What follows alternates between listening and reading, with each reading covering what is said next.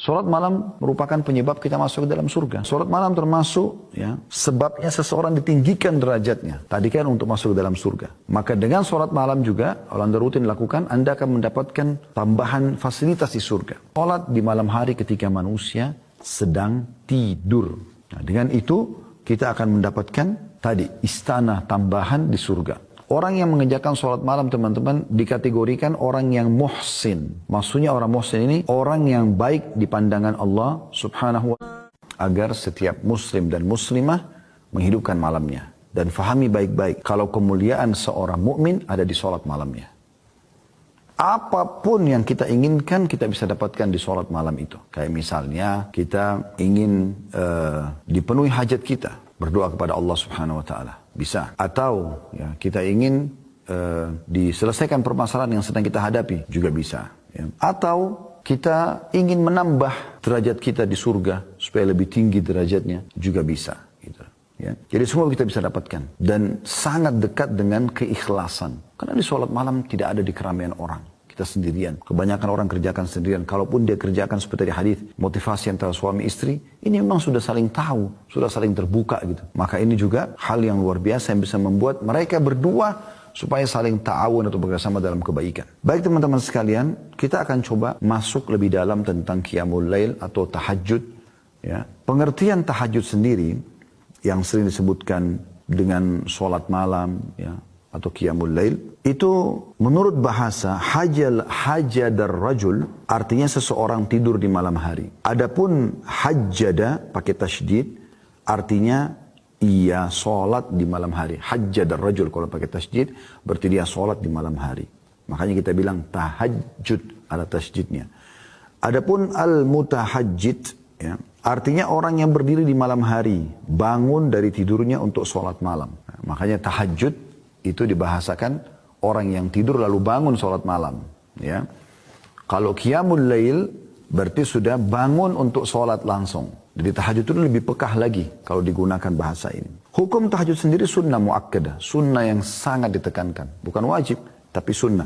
Cuma memang sangat ditekankan. Dan perlu kami ingatkan kembali teman-teman sekalian, banyak di antara muslimin selalu berdalih. Mereka mengatakan itu kan cuma sunnah. Maka mereka bersembunyi di bahasa ini ya, supaya mereka tidak mengerjakannya. Akhi dan ukhti, sholat tahajud, sholat duha, sholat qabliyah, sholat ba'diyah, ya, sholat wudu, sholat taubat, sholat istikharah. Ini semua sholat tasbih, sholat sunnah, tapi juga dianjurkan. Dan ini adalah manfaatnya besar sekali. Karena kata Nabi SAW, dia akan bisa membantu kalau ada sholat wajib kita yang kurang pada hari kiamat. Sebagaimana hadis sahih, kata Nabi SAW, awal amal dihisab hari kiamat bagi seseorang adalah sholatnya. Kalau sholatnya baik, maka beruntunglah dia. Ya. Dalam riwayat lain akan membantu amal-amal yang lain. Dan kalau kurang atau rusak, maka rugilah dia. Dalam riwayat lain akan mengganggu amal-amal yang lain. Lalu kata Nabi SAW adalah, dalam riwayat lain ditambahkan juga, kalau seandainya amal sholat wajibnya ada yang kurang, Allah subhanahu wa ta'ala berfirman kepada para malaikat, ya, lihat sholat-sholat sunnahnya. Kalau ada, sempurnakan sholat wajibnya. Sempurnakan sholat wajibnya. Jadi dia berfungsi untuk membantu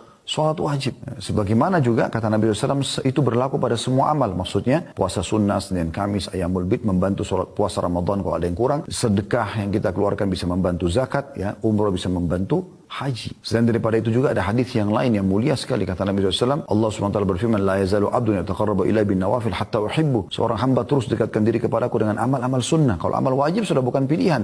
Amal sunnah ini memang pilihan. Tapi kalau seorang hamba, kata Allah SWT, terus mendekatkan diri kepadaku dengan amal-amal sunnah, hatta uhibbu. Sampai akhirnya aku mencintainya. Fa'iza ahbabtu kuntu lahu sam'u liyabsuru alladhi yasma'u bihi. Kalau aku sudah mencintai dia, aku akan menjadi pendengaran yang digunakan untuk mendengar. Maksudnya aku akan kontrol pendengaran dia. Sehingga tidak dengar kecuali yang baik saja gitu.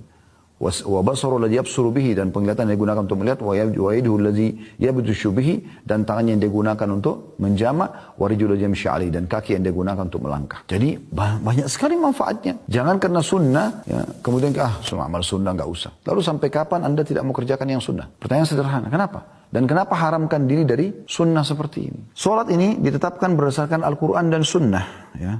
Dan juga ijma' ulama berdalil dari firman Allah SWT dalam surah Furqan ayat 64. A'udzubillahi minasyaitonirrajim. Ini Allah memuji hamba-hambanya yang suka salat malam. Walladzina yabituna lirabbihim sujjadan wa qiyama. Termasuk hamba-hamba Allah ibadur rahman, hamba Allah yang maha pengasih, Allah yang maha pengasih, hamba-hamba pilihannya, itu kan? Itu adalah orang-orang yang melalui malam hari dengan bertahajud dan berdiri untuk Rabb mereka. Bertahajud dan berdiri untuk Rabb mereka. Kemudian juga Allah memuji orang-orang yang sholat malam.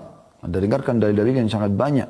Surah Az-Zariyat, surah nomor 17 ayat 18. Ini masih dalam hukumnya ya, dalil tentang hukumnya. Az-Zariyat ayat 17 sampai 18. A'udzubillahi minasyaitonirrajim.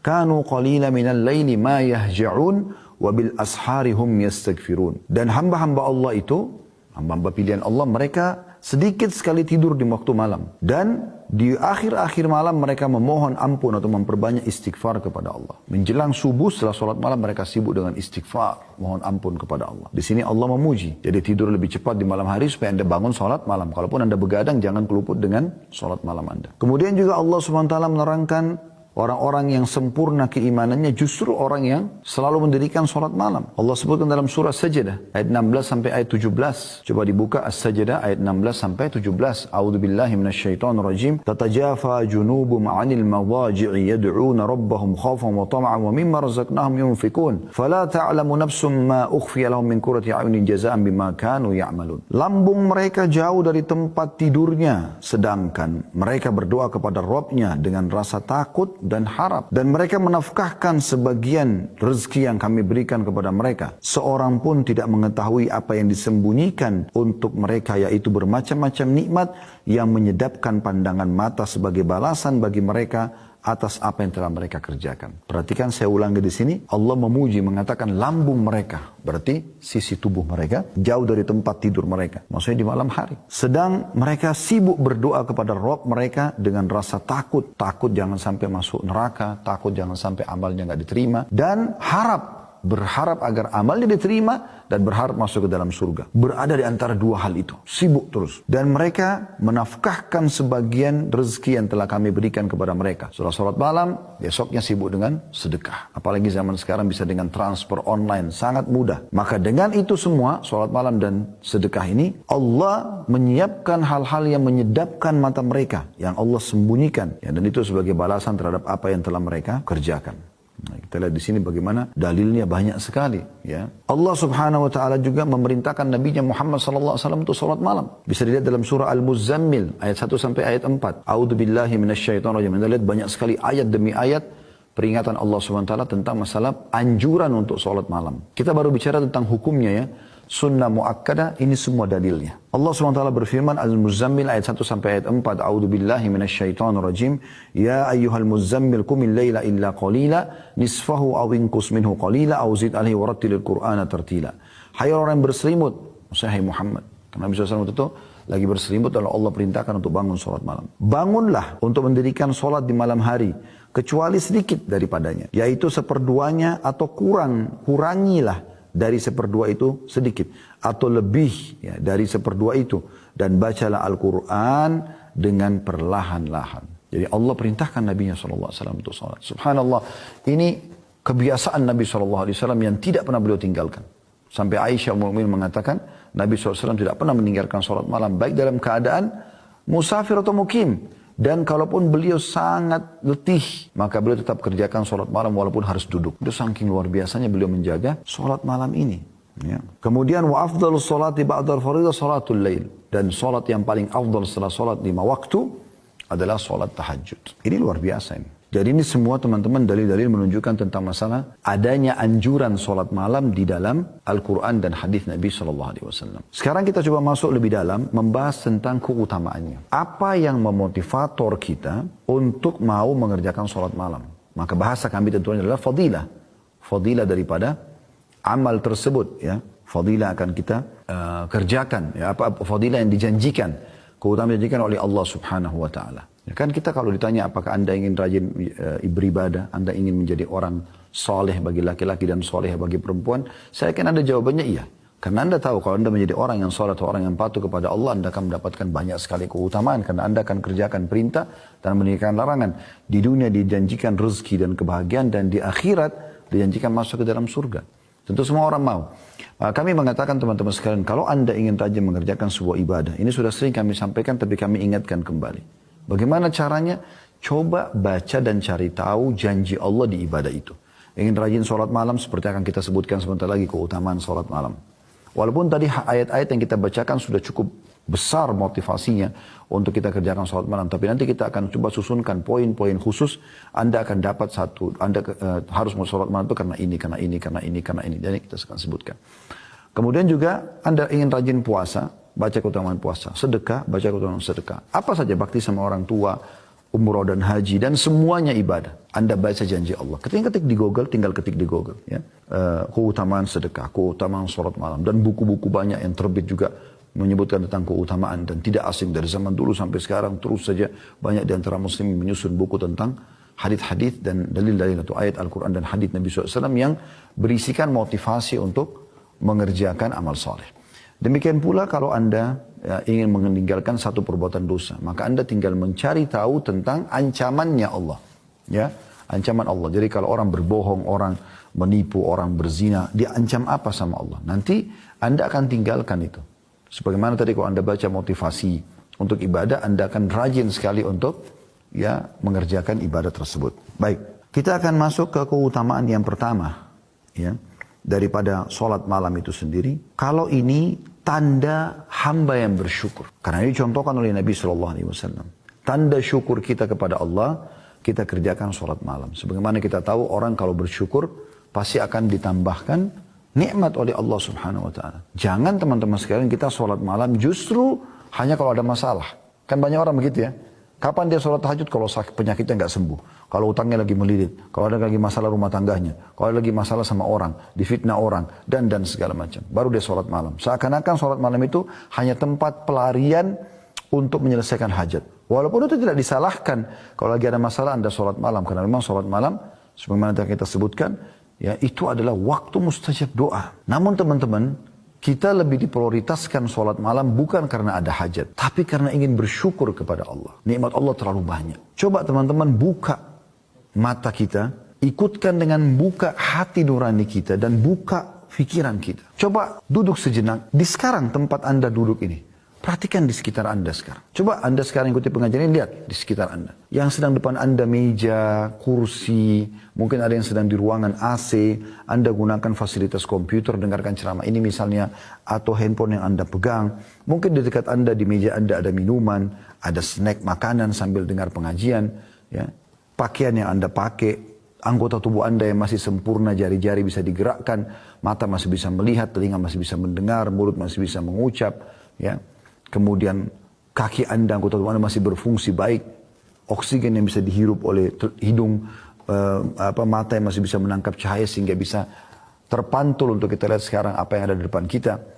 Telinga kita masih normal, masih bisa mendengarkan ya intonasi suara dan seterusnya. Ini aja teman-teman sudah luar biasa nikmat Allah. Luar biasa. Dan ini semua Allah kasih gratis. Makanya Allah berfirman dalam salah satu ayat dalam Al-Quran, A'udzubillahi minasyaitonirrajim, wa in ta'uddu ni'matallahi la tuhsuha. Kalau kalian mau coba-coba hitung nikmat Allah, kalian tidak akan mampu. Tidak akan mampu sama sekali. Berapa banyak orang teman-teman sekalian yang matanya sudah buta. Dia berharap bisa melihat langit ini, bumi ini. Anda dari lahir sampai sekarang, umur 20, 30, 40, 50 tahun, 60 tahun masih bisa gunakan mata Anda melihat. Tiap hari kita buka mata sudah bisa lihat semua. Warna-warni, ya, pemandangan, segala macam hal. Ini nikmat yang tidak bisa dihitung. Berapa banyak orang yang tuli berharap bisa mendengarkan apa yang sedang orang ucapkan depan mata dia. Orang teriak-teriak pun tidak bisa dia dengar. Anda bisa dengar apa yang orang ucapkan. Dari pujian Anda bersyukur. Dari ancaman pun Anda berhati-hati akhirnya. Berapa banyak orang yang bisu, tidak bisa ngomong. Mereka sulit untuk mengungkapkan kata-kata. Bukankah kita Alhamdulillah, Masya Allah, bisa mengucapkan kata-kata sesuka kita? Tinggal kita kontrol ucapkan yang baik dan jangan ucapkan yang buruk. Saya subhanallah tadi sebelum pengajian duduk sebentar duduk di atas meja. Sambil melihat di sekitar. Saya tidak tahu ada poin yang akan saya singgung di bahasan ini. Tapi saya tiba-tiba merenung gitu. bisa duduk, makan apa yang kita mau makan, minum yang kita mau minum, bisa ngobrol, bisa melihat, bisa mendengar. Nikmat Allah luar biasa gitu. Luar biasa. Dan memang nikmat ini jauh lebih banyak Allah berikan kepada hamba ini daripada cobaan. Cobaan datang sedikit sekali dalam hidup kita. Coba pertemukan teman-teman antara nikmat Allah yang melimpah dengan cobaan yang datang kepada hidup. Anda akan temukan ini jomplang sekali antara langit dan bumi. Nikmat banyak sekali, cobaan sedikit sekali. Kita 1 tahun 365 hari nggak pernah sakit, ya, sehat. Tiba-tiba kita sakit, tahun depan seminggu, demam, flu. Mungkin Anda 40 tahun, 50 tahun selalu merasakan nikmat. Sekali Allah coba ujian dengan mungkin beberapa kali Anda sedikit lapar. Maka cobaan itu sedikit hanya untuk melihat hamba ini diuji. Terima nggak sih? Sebagaimana kalau nikmat saya berikan, maka mereka terima nggak kalau cobaan saya kasih? Jadi ini poin pertama, kenapa kita sholat malam? Agar kita bersyukur kepada Allah. Dan dengan bersyukur berarti nikmat akan ditambah. Indah sekali itu teman-teman sekalian di malam hari yang hening. Ya. Anda bangun, coba zikir kepada Allah subhanahu wa ta'ala. Renungi ini baik-baik. Anda bangun, Anda renungi. Anda bangun malam, Anda tenangkan diri, zikir kepada Allah subhanahu wa ta'ala. Baca doa. Kami pernah ajarkan dan kami ingatkan kembali. Kata Nabi SAW, siapa yang terbangun di tengah malam lalu dia membaca La ilaha illallah wahdahu la syarikalah lahul mulku wa lahul hamdu wa huwa ala kulli syai'in qadir. Subhanallah walhamdulillah wa la ilaha illallah Allahu akbar wa la hawla wa la quwata illa billahil aliyil azim. Allahumma gfirli. Anda kalau baca ini, kata Nabi SAW, maka Allah akan mengampuni dosa-dosanya yang telah lalu. Ngantuk sedikit, baik Anda lawan, Anda coba bangun kamar mandi, Anda cuci tangan dulu 3 kali sunnahnya Nabi SAW, lalu Anda wudu. Doa tadi itu, kalau Anda baca juga dalam riwayat lain dikatakan, siapa yang membaca zikir pada saat bangun tidur, maka akan diijabah kalau dia berdoa dan akan diterima kalau dia sholat. La ilaha illallah wahdahu la syarikalah lahul mulku wa lahul hamdu wa huwa ala kulli syai'in qadir. Subhanallah alhamdulillah wa la ilaha illallah Allahu akbar wa la haula wa la quwata illa billahil aliyil azim. Allahumma gfirli.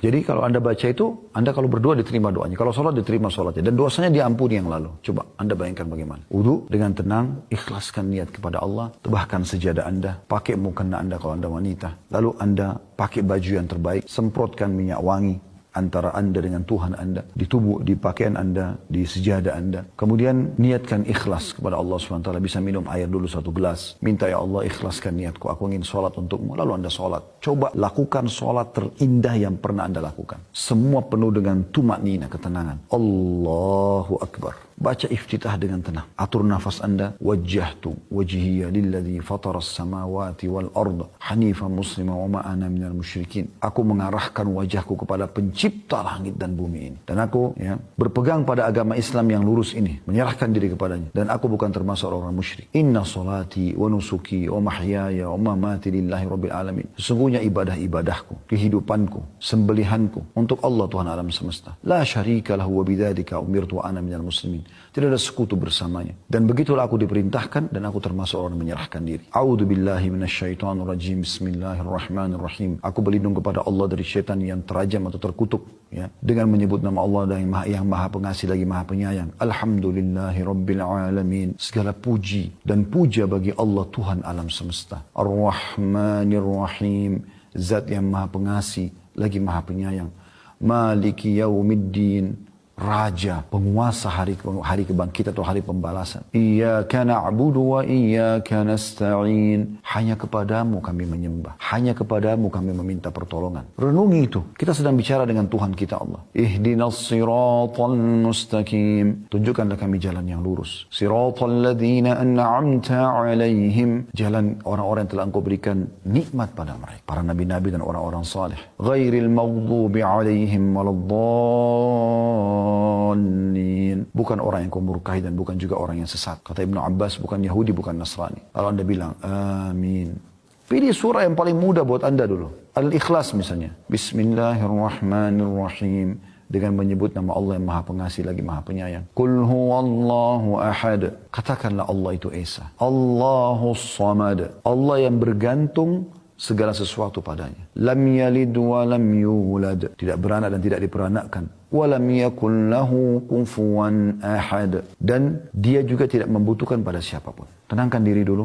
Allahu Akbar. Ruku. Sudah tenang? Subhana rabbiyal azim. Maha suci Tuhanku yang maha agung. Subhana rabbiyal azim.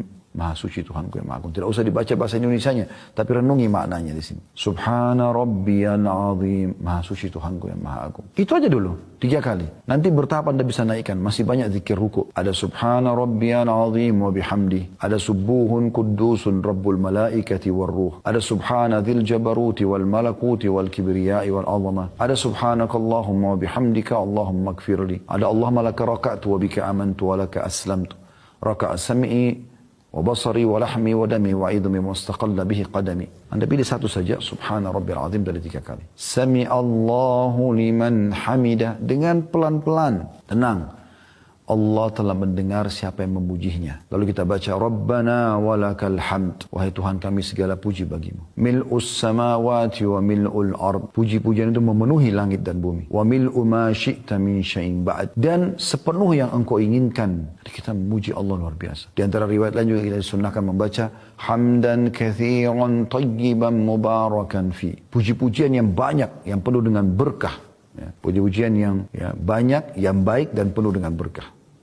Pernah ada sahabat baca ini pada saat Nabi SAW mengatakan Sami Allahu liman hamida. Maka sahabat ini mengatakan hamdan kathiran tayyiban mubarakan fi. Setelah salam kata Nabi SAW, siapa tadi yang mengucapkan itu? Nabi kagum. Kata orang itu, saya Rasulullah. Kata Nabi SAW, tadi aku diperlihatkan oleh Allah Subhanahu Wa Taala beberapa malaikat yang berlumba-lumba mencatat apa yang kau ucapkan itu. Dan masih ada tentu zikir-zikir yang lain ya. Yang kita dianjurkan baca Allahumma la manna lima a'taita wa la mu'ti lima mana'ta wa la yanfa'u dzal jaddu minkal jadd. Ini juga dianjurkan untuk dibaca. Kita juga dianjurkan baca di Rabbil Hamd, di Rabbil Hamd. Ya, ini juga dianjurkan. Tapi Anda pilih satu saja. Rabbana walakal hamd cukup. Kalau Anda mau baca tambah mil'us samawati wa mil'ul ardi mil'u ma syi'ta min syai'in ba'd juga boleh. Setelah selesai sujud. Allahu akbar. Setelah tenang dulu. Jangan belum selesai sujud sudah subhana rabbil a'la, subhana rabbil a'la. Enggak ada kehusyuan. Gerakan dulu, selesai sampai sujud dengan tenang, baru subhana rabbiyal a'la, maha suci Tuhanku yang maha tinggi. Subhana rabbiyal a'la, maha suci Tuhanku yang maha tinggi. Ada di antara doa sujud ini teman-teman penting sekali. Allahumma ighfir li ma qaddamtu wa ma akhartu. Ya Allah ampunilah aku dosa-dosaku yang lalu dan yang akan datang. Wa ma akhartu wa ma asrartu. Allahumma ighfir li ma qaddamtu wa ma akhartu. Ya Allah ampunilah dosa-dosa yang dulu aku kerjakan dan mungkin yang aku kerjakan akan datang. Wa ma a'lantu wa ma asrartu, dan apa yang aku terang-terangkan lakukan dan juga sembunyi-sembunyi. Wa ma asraftu, dan apa yang aku berlebihan. Wa ma anta alamu bihi minni, dan engkau lebih mengerti daripada aku. Kemudian juga ada doa yang kita anjurkan baca. Kalau Anda bisa hafal tentunya bagus ini ya. Allahumma inni a'udzu biridhaka min sakhatik. Ya Allah aku berharap dengan ridhamu agar diselamatkan dari semua murkamu. Allahumma inni a'udzubika biridhaka min sakhatik wa bi mu'afatika min 'uqubatik, dan dari maafmu dari hukumanmu. Fabika minka la uhsi thana'an 'alaika anta kama athnaita 'ala nafsik, dan aku memujimu ya. Maaf masih ada lagi ya. Allahumma inni a'udzu biridhaka min sakhatik wa bi mu'afatika min 'uqubatik.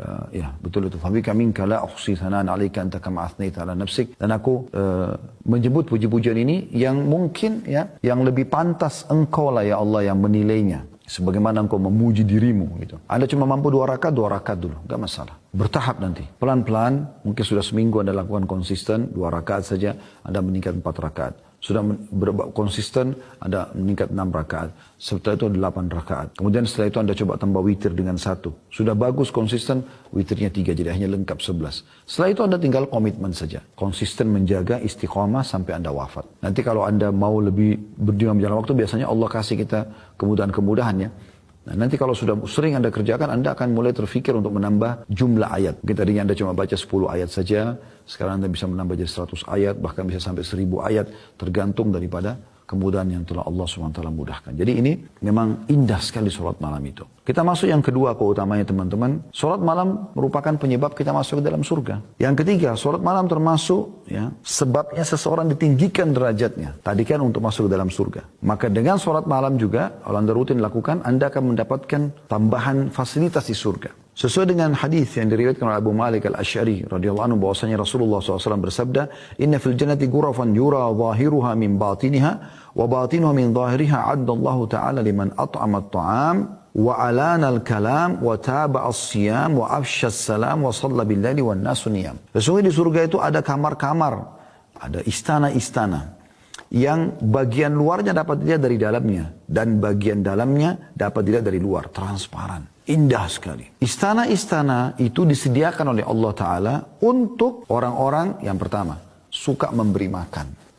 Traktir orang. Selalu berbagi makan, kasih makan orang. Yang kedua, berkata-kata yang lembut, sopan, santun, walaupun orang sudah teriak-teriak depan dia, dia tetap biasa saja. Yang ketiga, mengikuti puasa, maksudnya dari puasa ke puasa. Rutin mengerjakan puasa. Ya, tidak bicara wajib lagi, ini sunnah-sunnah semua ini. Kalau wajib sudah pasti dikerjakan. Gitu. Yang keempat, menebarkan salam, suka mengucapkan salam. Jadi kalau telepon, kalau WA, ketemu, selalu salam. Dan usahakan lengkap. Assalamualaikum warahmatullahi wabarakatuh. Ya. Karena Assalamualaikum 10 pahala, warahmatullahi 10 dan wabarakatuh 10 sebagaimana dijelaskan dalam hadis Nabi SAW. Dan yang kelima saksi bahasan kita adalah dan sholat di malam hari ketika manusia sedang tidur. Nah, dengan itu kita akan mendapatkan tadi istana tambahan di surga. Hadis ini riwayat Ahmad jilid 5 halaman 343 dan Ibn Hibban juga menyebutkan di Mawarid, di kitab Mawaridnya nomor 641. Yang keempat adalah orang yang mengerjakan sholat malam teman-teman dikategorikan orang yang muhsin. Maksudnya orang muhsin ini orang yang baik di pandangan Allah subhanahu wa ta'ala. Allah subhanahu wa ta'ala menyebutkan tentang sifat orang-orang yang berbuat baik atau muhsin ini di dalam Al-Quran, di dalam surah Az-Zariyat ayat 17-18 tadi sudah kita bacakan tapi saya ingatkan kembali. A'udzu billahi minasyaitonir kanu qalilan minal laili ma yahja'un bil asharihum yastaghfirun. Orang-orang yang muhsin, orang yang baik di pandangan Allah subhanahu wa ta'ala adalah orang yang mereka sedikit sekali pada malam hari mereka tidur dan mereka di waktu sahur memperbanyak istighfar, maksudnya sholat malam di sini. Poin yang keenam ini teman-teman sekalian, sholat malam merupakan penyebab pembersihan dosa dan sekaligus tradisi daripada orang-orang saleh sebelum kita. Disebutkan dalam hadis Nabi SAW dan hadis ini diriwayatkan Tirmidzi dalam Kitabud Da'awat di nomor 3549, Al-Hakim di 1 halaman 308 ya, dan hadis ini disahihkan oleh Syaribani dalam Sahih Sunan Tirmidzi di 2 halaman 178 yang berbunyi kata Nabi SAW, "Alaikum biqiyamul lail fa innahu da'bus salihin fa innahu da'bus salihin qablakum." Selalulah jaga salat malam karena itu tradisi atau kebiasaan orang-orang saleh sebelum kalian. Wa huwa qurbatun ila rabbikum, dan dia terhitung ya pendekatan diri kepada Tuhan kalian Allah. Wa mukaffirun lis-sayyi'at, dan dia membersihkan dosa-dosa. Wa manhatun lil atham, dan juga mencegah perbuatan-perbuatan dosa. Saksi bahasan kita dari 4 keutamaan ini ya, adalah yang ketiga, pembersihan terhadap dosa-dosa. Jadi yang pertama itu kebiasaan orang-orang saleh sebelum kita. Yang kedua, pendekatan diri kepada Allah SWT. Yang ketiga, pembersihan dosa. Yang keempat adalah mencegah dari perbuatan dosa. Artinya orang kalau mendirikan sholat malam diharapkan nanti dia tidak akan melakukan insya Allah dosa-dosa setelah itu. Ya, akan ada tameng dia. Jadi sulit kali ketemu antara orang yang buat dosa dengan sholat malam. Seperti itulah kurang lebih. Selanjutnya, yang keenam adalah dia sholat yang paling afdol setelah sholat fardu 5 waktu. Yang ketujuh, ya, dia dihitung sebagai kemuliaan seorang mukmin. Ini sudah kita singgung di mukaddimah tadi. Tapi ini keutamaan juga tersendiri. Tadi kita baca cuma bagian akhir hadis. Hadis lengkapnya begini. Kata Nabi SAW, atau Jibril berkata kepada Nabi SAW pada saat bertemu, "Ya Muhammad, ish ma syi'ta fa innaka mayyitun." Hai Muhammad, hiduplah sesukamu, toh juga kau akan mati. Wa ahbib man syi'ta fa innaka mufariku. Cintai siapapun yang kau inginkan, tapi pasti kau akan berpisah dengan dia. Wa amal ma syi'ta fa innaka majziyun bihi. Berbuat sesukamu, toh juga kau akan dibalas dengan perbuatanmu. Kalau baik kau akan dapat balasan, kalau buruk kau akan dihukum. Thumma qala ya Muhammad syaraful mu'mini qiyamul lail. Lalu Jibril mengatakan, wahai Muhammad, ketahuilah kemuliaan semuanya berkumpul bagi seorang mukmin justru di salat malamnya. Wa izzuhu istighna'u 'anil nas. Dan ya, kehormatannya justru ada pada saat dia tidak bergantung pada orang lain. Hadis ini hadis sahih diriwayatkan oleh Al-Hakim di jilid 6 ya, halaman 325. Allahu a'lam.